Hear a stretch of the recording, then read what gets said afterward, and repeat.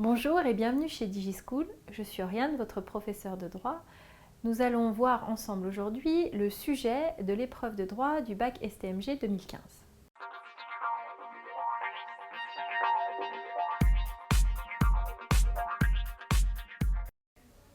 Pour cette épreuve de droit, on vous demande d'analyser une situation juridique à l'aide d'un certain nombre d'éléments de faits qu'on va vous donner et à l'aide de vos connaissances bien entendu, et puis d'un certain nombre de documents qui est joint en annexe. On va vous poser un certain nombre de questions auxquelles il faudra répondre. Alors, quelle est la situation juridique ?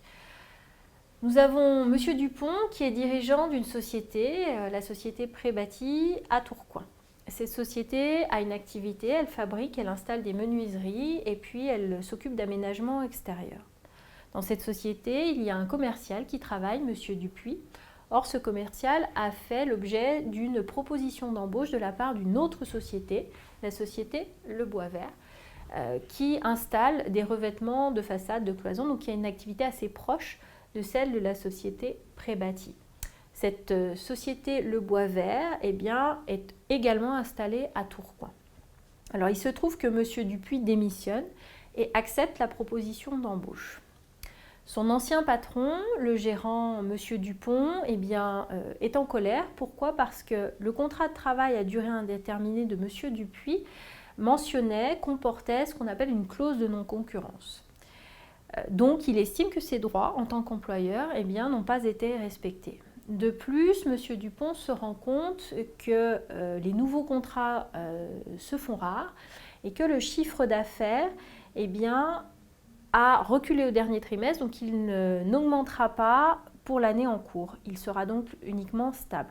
Donc M. Dupont veut agir en justice contre son ancien commercial, M. Dupuis, pour obtenir réparation des conséquences du non-respect par ce dernier de la clause de non-concurrence. Alors on vous pose 4 questions. La première, c'est de qualifier juridiquement les faits et les parties. Donc ça, c'est une question assez classique. Ensuite, on vous demande de vérifier la légalité de la clause de non-concurrence qui est insérée au contrat de M. Dupuis. Enfin, on vous demande d'énoncer le ou les problèmes juridiques avant de présenter les arguments que M. Dupuis d'une part ou que la société Prébâti d'autre part pourraient invoquer pour faire valoir leurs droits.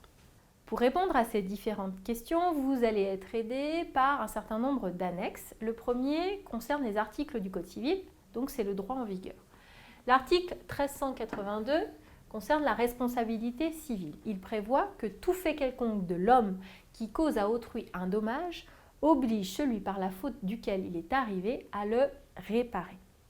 L'article 1147 du Code civil prévoit que le débiteur est condamné au paiement de dommages et intérêts, soit parce qu'il n'a pas exécuté son obligation, soit parce qu'il a eu du retard dans l'exécution de cette obligation, à chaque fois qu'il ne va pas justifier que l'inexécution provient d'une cause étrangère et qui ne peut lui être imputée.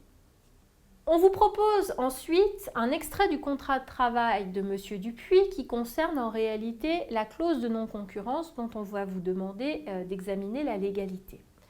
Donc, compte tenu de la spécificité des fonctions de M. Dupuis pour préserver les intérêts de la société, en cas de rupture du contrat de travail, M. Dupuis ne doit pas entrer au service d'une entreprise concurrente.